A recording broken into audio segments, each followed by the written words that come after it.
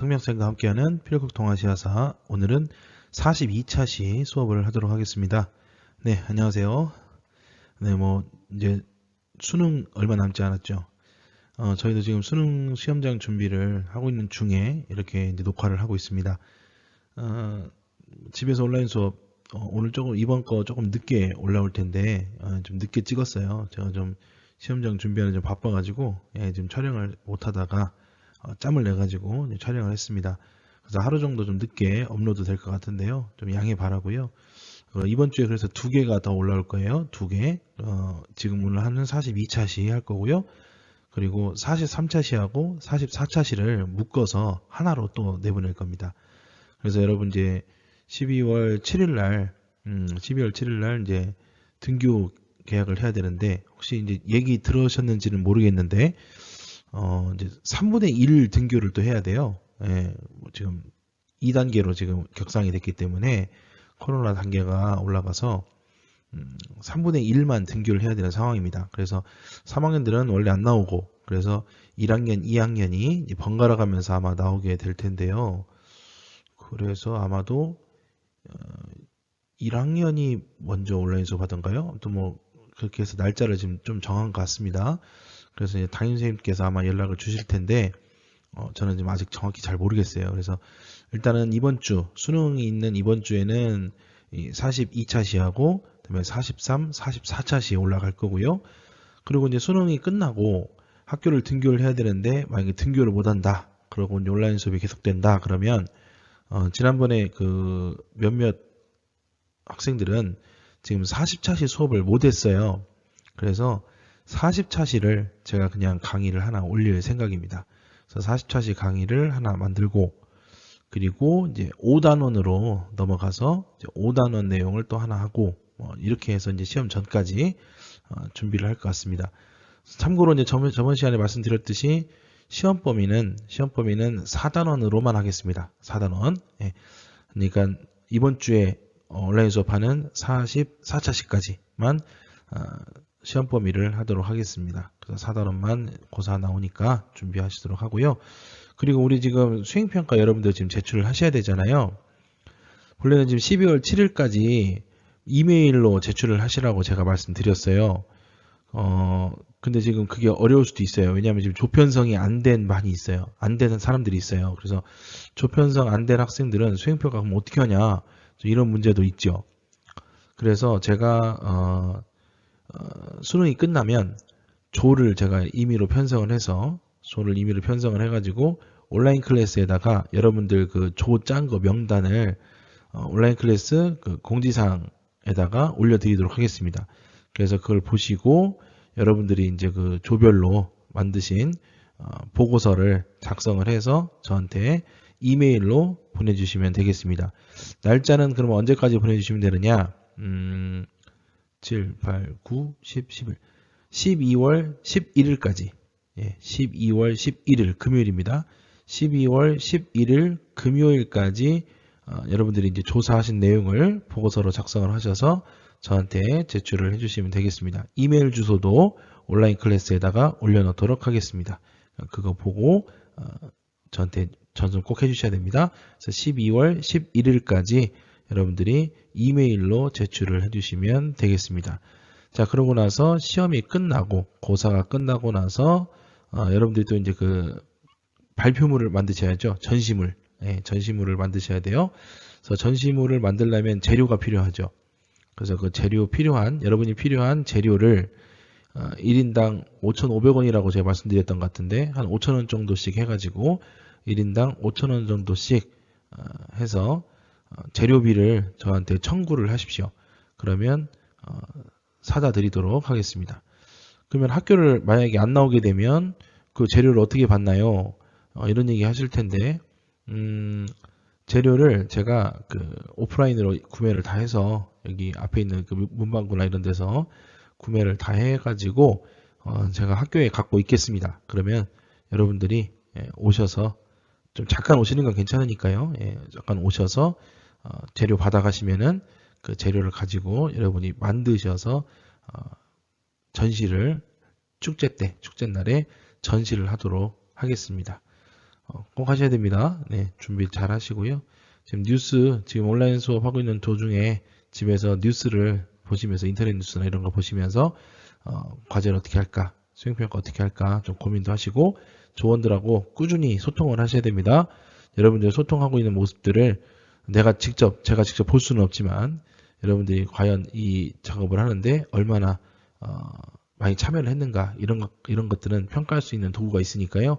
그 평가 도구를 가지고 여러분들 수행평가 하도록 하겠습니다.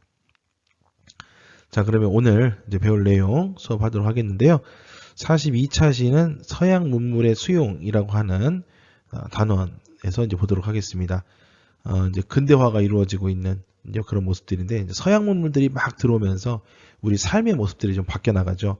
그래서 전통적이던 우리의 그 여러 가지 삶의 모습들이 이 서양 문물이 들어오면서 오늘날의 모습과 좀 비슷해지는 그런 과도기라고 볼 수 있겠습니다. 근대화가 이루어지고 있다라고 이제 보통 얘기를 하는데 이제 그런 장면들을 오늘 이야기를 하도록 하겠습니다. 네, 교과서는 155쪽입니다.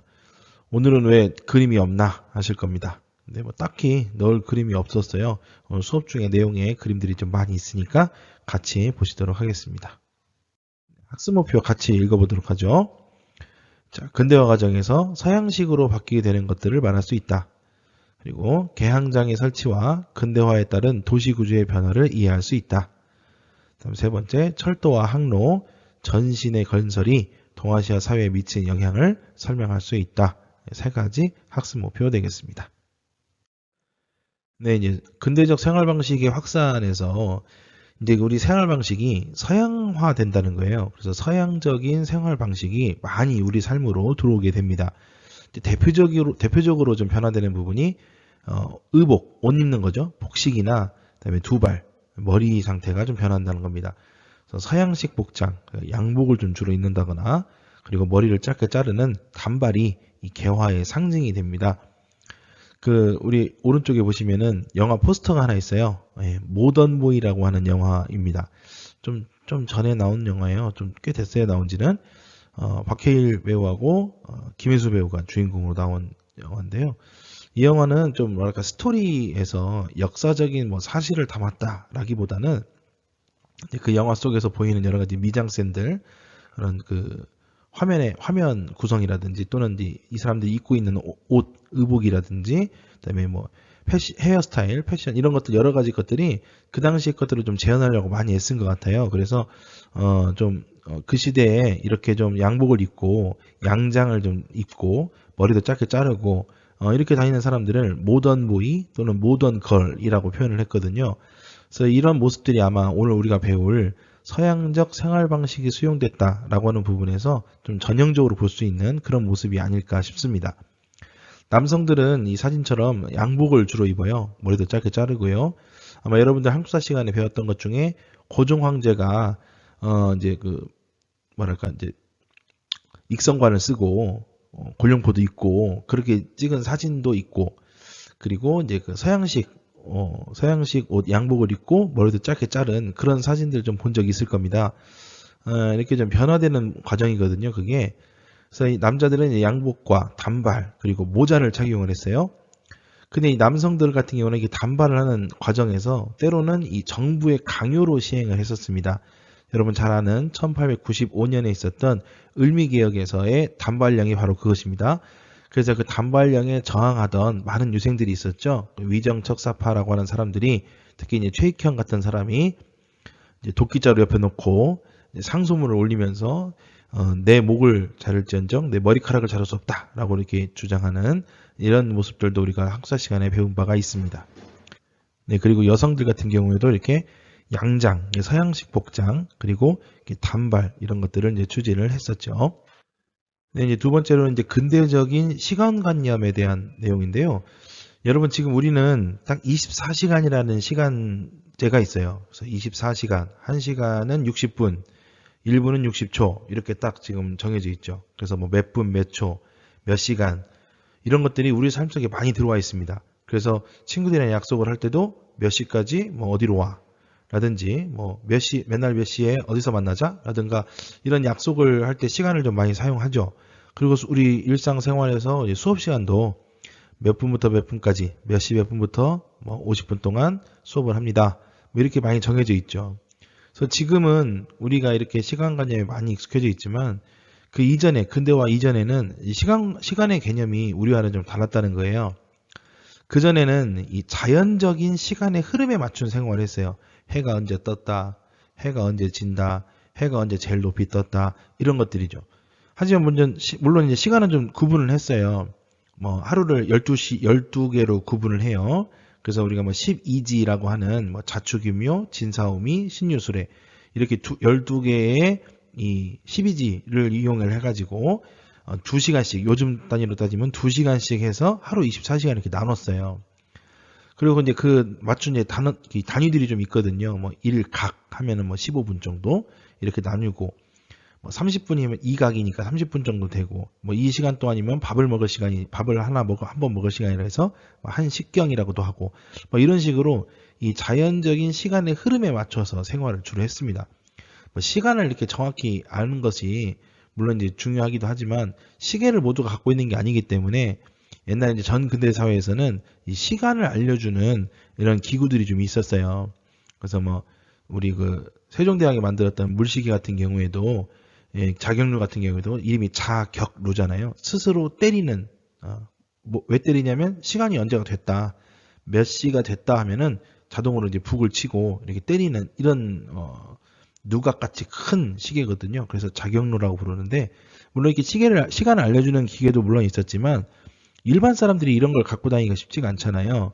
그러니까 일반 사람들 같은 경우에는 그냥 뭐 해가 뜨고 해가 지고 뭐 이런 것들에 좀 많이 맞춰져 있다고 볼 수 있겠습니다. 그런데 이제 개항이 이루어지고 나서는 이 시와 분을 아주 세밀하게 구분하는 이 근대적인 시간관념으로 변화되게 됐습니다. 그것은 이제 무엇 때문에 그랬냐면 이 날짜를 계산하는 방식에서 태양력이 도입됐기 때문이에요. 태양력. 하루를 24시간, 그리고 일주일을 7일, 그리고 그 중에서 일요일은 휴일이다, 이런 것들로 이제 지정을 하는 것이죠. 물론 이건 이제 서양식이에요. 서양식에서도 이제 뭐 일주일을 7일로 해놓고 그 중에 하루를 휴일로 했다. 왜? 성경에도 하루 쉬었으니까. 그래서 이제 공휴일이다. 그래서 홀리데이, 쉬는 날, 성스러운 날 이렇게 지정하는 것처럼 이렇게 일요일을 휴일로 이제 지정을 했었습니다. 물론 일본이죠. 일본이 이제 처음에 그랬다는 거예요. 우리나라도 이제 마찬가지로 들어오게 되지만, 그래서 일본에서 이렇게 태양력을 도입을 해서 1873년에 도입을 해서 이렇게 일주일 단위로도 이렇게 나눴고요. 그리고 이제 천황과 관련된 기념일이라든가 경축일 이런 것들을 제정을 하면서 좀 근대적인 시간관념을 도입했다라고 볼 수 있습니다. 조선에서도 을미개혁 때 태양력이 들어옵니다. 그래서 1896년부터는 국가에서 공식적으로 태양력을 사용을 했습니다. 물론 이제 그 전에는 음력을 썼죠. 네, 날짜를 쓸 때는 음력을 사용했습니다. 뭐 중국도 마찬가지예요. 중국도 음력을 썼으나 신해혁명으로 인해서 이 중화민국이 수립되면서 태양력을 사용하게 됐습니다. 네, 아까 얘기했듯이 이제 근대적인 시간관념도 크게 확산이 되는데요. 그건 뭐 때문에 그러냐면 이 철도라든가 학교가 보급되면서부터 이게 확산이 됩니다. 왜냐하면 기차를 타려면 시간이 필요해요. 몇 시에 출발한다, 몇 시에 도착한다, 이게 딱 정해져 있거든요. 그래서 정해진 시간에 기차를 이용해야 되고, 학교도 마찬가지죠. 정해진 시간표에 따라서 생활을 했어야 했습니다. 그래서 이런 철도라든가 학교가 많이 보급되면서 이런 근대적인 시간관념이 많이 확산이 됐는데, 그러다 보니까 이제 시계를 설치를 해야겠죠. 그래서 많은 사람들이 볼 수 있게끔, 그래서 시계탑이 관공서나 학교 등에 설치가 됐고, 시계가 아주 일상적으로 사용이 됐습니다. 자, 아래쪽에 있는 그림들을 좀 보실까요? 맨 왼쪽에 있는 것은 이제 광고인데요. 시계하고 자전거를 파는 광고입니다. 시계하고 자전거.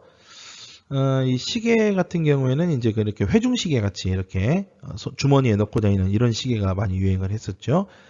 그리고 이제 가운데 있는 것은 이제 일본에 있는 이 시계 상점에서 시계 상점을 이제 그린 그림이 되겠습니다. 그래서 그 시계가 아주 크게 밖에 붙어 있고요. 그다음에 이제 상하이 세관에도 이렇게 시계탑이 이렇게 딱 있으면서 사람들이 많이 모이는 지역에 이렇게 시계를 크게 설치해 놓고 시간을 좀 알 수 있게 했었습니다. 네, 이제 다음으로 우리가 볼 부분은 이제 그 근대 도시가 형성된 부분입니다. 근대 도시. 이제 도시가 이제 개항장을 중심으로 많이 성장을 해요.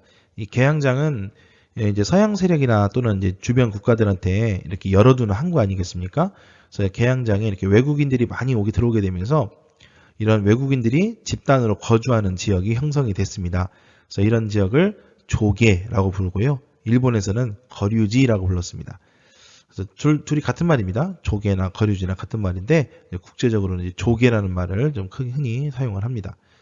그리고 이제 근대적인 통신 그리고 교통시설 이런 것들이 개항장으로 많이 들어오게 되면서 인구들이 여기에 많이 이제 유입이 되겠죠. 그래서 인구가 증가하고 도시화가 이제 진전되게 됩니다. 아래 그림을 보시면은 왼쪽에 있는 데가 이제 상하이 당시 상하이 조계의 모습입니다. 여기가 중국이에요. 근데 얼핏 보면 이제 건물의 모양이라든지 또는 이제 도로가 만들어졌다든가 이런 조형물 형성된 것들을 보면은 이게 중국 같지가 않죠. 서양의 어느 한 지역의 항구 도시 같은 그런 모습인데 왜냐하면 이 지역에 이렇게 외국인들이 서양 사람들이 많이 들어와서 머물렀기 때문에 자기들에게 아주 익숙한 스타일로 이렇게 도시를 형성을 했겠죠. 그래서 상하이 조계는 이런 식으로 만들어지게 됩니다. 오른쪽에 있는 그림은 상하이의 조계 지역을 이렇게 좀 이렇게 구역을 나눠서 운영을 했는데요. 붉은색으로 표시된 지역이 영국과 미국의 공동 조계고요. 그다음에 아래쪽에 있는 노란색 지역이 프랑스 조계 지역입니다. 우리 대한민국 임시정부는 이 노란색 지역, 이 프랑스 조계 지역에 대한민국 임시정부가 여기에 이제 머무르게 됩니다. 자, 그러면 이 동아시아 각국의 여러 이제 주요 도시들은 어떤 것들이 있는지 살펴보죠. 중국에서는 이제 상하이나 텐진 같은 데가 이제 아주 성장을 많이 합니다. 그래서 상거래와 무역 중심지로 크게 번영을 했고요. 외국 상관, 그러니까 이제 그 외국에서 이 상업 활동을 하는 여러 가지 이제 관청이라든지 뭐 이런 기관들입니다. 외국 상관이나 그다음에 금융기관들이 이제 집중이 되면서 인구가 많이 늘어나게 됩니다. 아까 봤던 상하이도 대표적인 지역이죠. 일본에서는 역시 개항장이죠. 요코하마, 시모다, 하코다테 같은 이런 개항장을 통해서 서구 문화가 많이 유입이 됐고요. 외국인 거류지도 건설이 됩니다. 특히나 이제 도쿄의 이제 긴자라는 지역에는 서양식 거리가 조성되면서 외국인들이 많이 모이게 됐고요. 뭐 오늘날에도 굉장히 번화가로 많이 알려진 그런 지역이 바로 긴자 되겠습니다.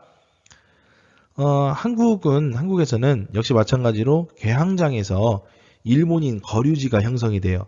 뭐 인천이나 부산이나 원산 지역에서 일본인 거류지가 만들어지죠. 그리고 수도인 한성에 외국 공사관이 많이 설치가 돼요. 그래서 외국인들도 여기서 거주를 하게 되고 또 대한제국에서는 그 이제 황성 만들기 사업을 이제 추진을 합니다. 그래서 한국도 이렇게 도시가 크게 성장할 수 있는 기회가 있었는데 나중에 이제 일본이 우리나라를 식민지화하게 되면서 한성의 명칭이 경성으로 바뀌게 되고 도심에는 조선 총독부가 건설이 되는 등 좀 뭐랄까 우리 도시가 크게 성장할 수 있는 그런 이제 기회가 좀 없어졌다고 할까요? 일본에 의해서 이렇게 발전이라고 하기도 좀 그렇고 어쨌든 일본에 의해서 뭔가 변화되어야 하는 이제 그런 모습들을 좀 보게 됩니다. 네, 철도는요, 그 당시 교통수단 중에 가장 발달했던 교통수단이 되겠죠. 그래서 이 철도가 깔린다라고 하는 것은 산업화가 이제 그 지역을 철도를 따라서 확산된다. 그리고 인구 이동, 물자 유통 이런 것들이 좀 활발하게 진행된다라는 걸 의미를 합니다. 또 어떤 나라에서 다른 나라에 이렇게 철도를 좀 깔겠다라고 하는 것은 우리가 너희 나라로 진출을 하겠다라고 하는 이런 의미로도 볼 수가 있어요. 그리고 이렇게 철도가 깔리게 되면 여행을 통해서 많은 활동을 하게 되고 또 시야도 확대되는 그런 이점이 있는데 우리 아래쪽에 오른쪽 지도를 보시면은 이게 이제 대륙 횡단 열차예요. 그래서 모스크바에서 블라디보스토크까지 이어지는 이 대륙 횡단 열차인데 이 대륙 횡단 열차를 타고 가면 유럽까지 가는 거예요. 그래서 우리나라도 남북이 통일이 되면 부산에서 출발해서 북한을 거쳐서 블라디보스토크까지 철도가 연결이 되고 거기에서 또 이제 이 시베리아 횡단 열차를 타고 모스크바까지 또 가게 되고 또 모스크바에서 또 출발해가지고 또 유럽까지 가게 되는 유로패스까지 또 이어지잖아요. 그래서 이렇게 좀 철도라고 하는 것이 물론 요즘에는 비행기에 의해서 좀 많이 좀 뭐랄까 속도도 조금 상대적으로 좀 느리고 그러다 보니까 비행기에 비해서는 조금 덜 이용하는 것이 맞지만은 이런 좀 시야를 확대한다거나 또 기차를 타고 가면서 좀 견문을 좀 넓히는 데는 좀 이 기차가 만한 것이 없다라고 볼 수 있겠죠. 근데 이 당시에는 이제 열강들이 침략의 도구로 많이 인식을 했어요. 열강들의 침략 도구. 그러니까 이런 아시아 국가들 입장에서는 이렇게 철도가 깔리는 것이 썩 달갑지는 않았습니다. 그래서 초기에는 이렇게 건설이 이루어지는 과정에서 좀 갈등이 많이 벌어지기도 했었죠. 이제 그러면 각국에서의 철도 건설 양상은 어땠는가를 보시면은 이 대한제국 같은 경우에는 이제 일본인들에 의해서 주로 건설이 됐죠. 그래서 이제 군대 인력, 그다음에 물자 수송 이런 것들이 좀 많이 활용이 됐고 또 철도 주변의 토지들을 약탈해 가면서 좀 우리 민족들에게 아주 많은 또 큰 피해를 주기도 했었습니다. 그래서 의병들 같은 경우에 이런 이제 일본인들이 이렇게 보급을 이렇게 해가는 것에 대해서 방해하기 위해서 철도를 좀 파괴한다거나 이런 식으로 좀 방해를 많이 했었죠. 청나라도 마찬가지예요. 청나라도 열강들의 군사적이고 경제적인 침탈이 막 이루어졌습니다. 철도로 인해서요. 그래서 크리스트교 전파라든가 또 이 풍수지리적 문제 등을 우려해서 이 철도 건설되는 게 좀 부정적이었습니다. 더군다나 청일전쟁에서 패배한 이후로 열강들이 철도 부설권을 막 가져가요. 그래서 자기 땅에다가 이렇게 철도를 많이 건설을 하죠. 그러니까 이제 내부에서는 이러한 이권들을 좀 회수할 필요가 있겠다. 서양들에 의해서 뺏긴 이 이권들을 되돌려 받자라고 하는 이권 회수 운동이 좀 많이 확산이 됐습니다. 일본은 이제 그 다른 동아시아 국가들에 비해서 좀 더 철도에 좀 많은 일찍부터 관심을 좀 가졌어요. 그래서 도쿄와 요코하마 사이에 철도로 이제 철도가 부설이 됐고 이 철도 부설 유치 운동이 아주 활발하게 진행이 됩니다. 그래서 옆에 있는 그래프를 좀 보시면은 그래프를 보시면은 이렇게 크게 이렇게 확산되는 이 그래프가 급속도로 이렇게 올라가게 되죠. 이런 것들을 좀 볼 수가 있죠. 네, 이제 당시에는 이 배를 타고 움직이는 것도 매우 이제 활발하게 진행됐던 이제 그런 교통수단이죠. 그래서 항로가 꼭 필요했습니다. 항로. 배를 타고 움직이는 거. 물론 이제 철도하고 항로가 이게 연관이 돼 있어야 돼요. 특히나 일본 같은 경우에는 섬나라이기 때문에 반드시 항로를 확보를 해야죠. 그래야 대륙으로 진출할 수가 있거든요. 그래서 우리나라에도 이렇게 철도를 깔면서도 항로를 확보를 합니다. 그래서 이제 부산에서 이제 시모노세키가 매우 가깝고 그러니까 이제 그 정기적인 항로가 또 만들어지기도 하고 그렇죠. 그래서 당시 동아시아에서는 조선, 청, 일본의 이 개항장들을 연결하는 정기 항로가 형성이 됐습니다. 그래서 상하이에서 나가사키까지 이어지는 노선, 그리고 인천에서 또 상하이까지 가는 노선, 나가사키, 인천, 연타이, 텐진 등을 이루는 이런 노선들이 좀 크게 발달을 했습니다. 이 전신이라고 하는 것은 전기통신이에요. 전기를 가지고 통신을 하는 겁니다. 혹시 여러분 그 모르스 부호라고 아세요? 모르스 부호? 또 이렇게 치는 이런 모스 전신기가 있는데 이게 이제 그 전기 신호가 얼마나 길게 이어지고 또 짧게 끊기는지 또 이것이 한 번 쳤는지 두 번 쳤는지 이런 것을 가지고 이제 약속을 서로 해요. 그래서 이제 모스 부호를 만들어서 그 부호를 가지고 이렇게 언어로 다시 나중에 바꿔가지고 이렇게 해석을 하죠. 그래서 이 전신도 설치가 됩니다. 그래서 주로 개항장과 여러 주요 도시들에 설치가 됐고요. 이 동아시아 전신망 같은 경우에는 1880년대 말에 동아시아에 서로 통신이 가능한 이런 전신망이 연결이 됐습니다. 그래서 한중일 세 나라가요. 그래서 동아시아 각국이 통신들을 통해서 신속히 연락할 방법이 마련됐다. 이렇게 볼 수 있겠습니다. 자, 이렇게 해서 이 근대적인 생활 방식이 우리 동아시아에 이렇게 확산되고 정착되는 이런 과정에 대해서 알아봤습니다. 다음 시간에는 서양적 세계관의 전파, 그리고 근대적 지식의 확산, 43차 시와 44차 시 이 두 차시를 한꺼번에 지켜보도록 하겠습니다. 자, 오늘 좀 수업이 길었는데요. 오늘 좀 수고하셨고요. 빠른 시간 내에 43, 44차시 만들어서 업로드 하도록 하겠습니다. 자, 오늘 고생하셨습니다. 안녕히 계세요.